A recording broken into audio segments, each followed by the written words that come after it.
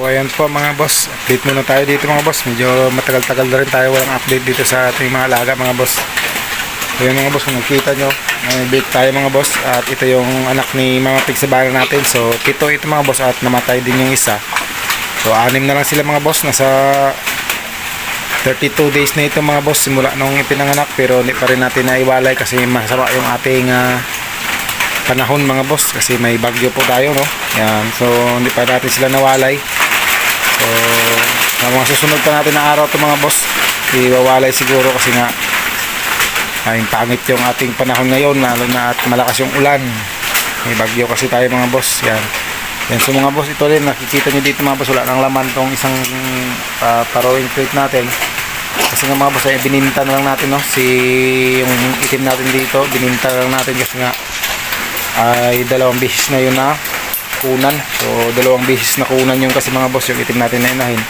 At sumunod pa mga boss, no. So hindi na talaga pwede siyang pabuntisin ulit. At sa palagay ko mga boss ay hindi na rin siya mabubuntis kaya bakunan siya. So yun, bininta na lang natin siya mga boss. At sa ngayon mga boss ay ito na lang yung inahin natin dito, si Mama Pig Sabana na lang. Yan. So ito yung inahin natin na last ng anak dito mga boss, at ito lang yung nanganak. Nakita nyo naman dyan sa video natin mga boss ay mayroon siyang puti-puti, no, na inilabas muna bago yung kanyang mga biik. So iwan ko lang mga boss kung ano yun. Thankful pa rin tayo mga boss dahil kahit papaano ay mayroon pa rin siyang nabuhay na mga anak na 6 na ito. And so ito mga boss ay bibinta na lang natin, no. Hindi muna tayo mag-alaga ngayon kahit sobrang mahal ng live weight na ngayon dito sa amin. So nasa 230 na po mga boss yung ating live weight dito as of September mga boss. Yan, hanggang October pa yan, hanggang December, January pa yan yung presyo na yan mga boss. Pero medyo kulang tayo ngayon kasi mga boss sa budget, no? Yan, may pinaglaanan din kasi tayo ng pera. Yan mga boss, kaya hindi muna tayo magpapatining. So ito na lang muna yung alagaan natin mga boss, si Mama Pig Sabana. At yung babubuntisin ulit natin to si Mama Pig Sabana mga boss. I think mga 3 days na lang magiguro mga boss, or 2 days iwawalay ko na rin ito kasi malalakas na rin ito kumain ng ating mga bacon mga boss. Ubos na ubos ko rin ang pakainan, no? At may inom na rin din sila mga boss dyan sa ating pig drinker. Ayan. So yung pig drinker nila na yan mga boss ay may gamot po yan, no? Sa ano lang, Aprelite lang yung binigay ko dyan mga boss, yung nilagay ko sa kanilang tubigan yan mga boss. At ito mga boss yung ating isang patining pa lang ito mga boss kasi sobra pa lang ito, 3 buwan. So 3 buwan ito nung 12 at ngayon ay 16 na. So nasa 30 ano pa lang, 3 months and 3 months and 4 days. Yan. So ito mga boss ay plano kong gagawin inahin din. So iwan ko lang kung maganda to, pero tinitingnan ko pa rin naman yung mga boss habang malaki siya ay tingnan natin yung figure niya kung maganda siyang gawin inahin, no? Yan. So iwan ko lang kung maganda ito mga boss, pero titingnan ko lang ito mga boss pag dumating ng 4 na buwan dito sa akin or 5. So doon ko to may decide talaga na gawin inahin mga boss kung okay siya. Yan. So ito na ilaga natin. So dito wala na rin. So plano natin dito mga boss, dito natin ilagay yung iwawalay natin ng mga bit na yung 6 sa kabila. Dito wala na rin mga boss, wala na rin tayong patining. Naibinta ko ng maaga yung patining ko ditong 6 mga boss. Kung naalala nyo mga boss, may patining ako ditong 6, no? Yan dito sa kulungan na to. So bininta ko yung mga boss ng maaga kasi nga ay nagkaroon ng outbreak dito, no? Ng ASF dito sa amin mismong lugar mga boss. Kaya nag-decide na lang tayo mga boss na ibinta yung ating 6 na patining na yon. Plano ko sana doon mga boss yung isa na gagawin kong inahin, no?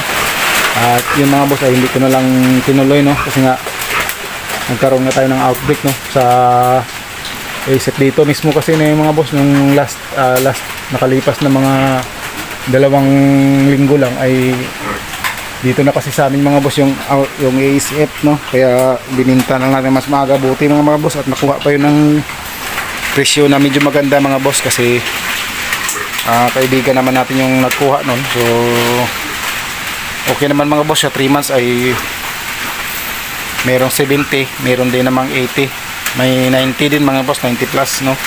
So hindi lang ako nakapag-video nun mga boss kasi nga madalian na kasi mga boss yung pagkuha ng Kasi hindi ko naman papayagan na tatagal pa yung patinos natin na yun dito mga boss sa ating kulungan, kasi nga ay binabalik-balikan ng mga taga-bili, no? Ayan, so yung isang barangay nga dito sa amin mga boss ay nilibing na lahat yung kanilang mga baboy, kasi nga doon talaga yung pinaka-infected na area sa kanilang barangay. Yan, buti na lang dito sa akin mga boss at medyo malayo tayo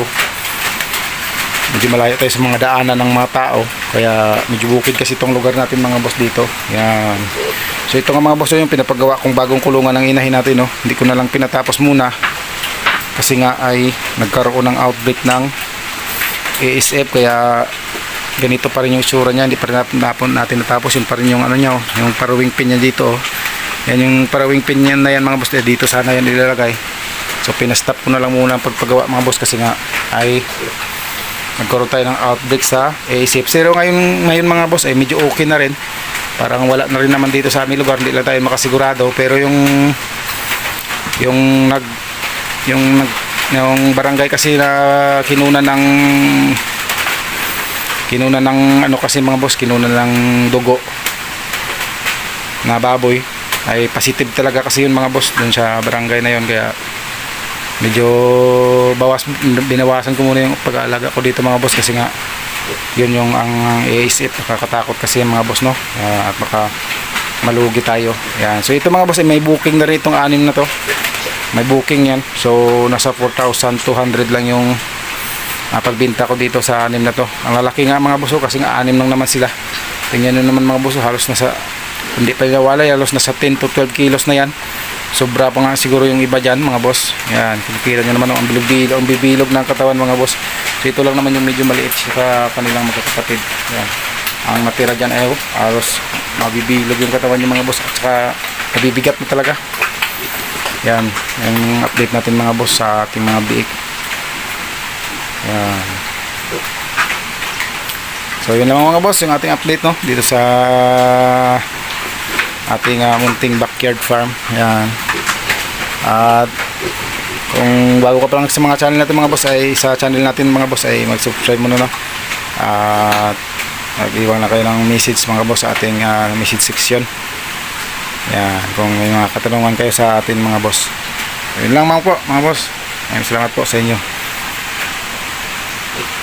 So halos hindi na ngayayat si Mama Pig sa baran natin mga boss, kasi 6 lang yung pinapadidi niya. Saka sagad din siya sa pagkain kasi siya na lang mag-isa. At yung isa na yun kasi mga boss ay grower na rin yun, yung pinapakain ko. So dito kay Mama Pig sa baran mga boss, 25 days pa lang ito ay tinigilan ko na siya ng pagbigay ng lactating. So yung kinakain niya na ngayon mga boss, simula ng 25 days hanggang ngayon ay grower feeds na yung binibigay ko sa kanya.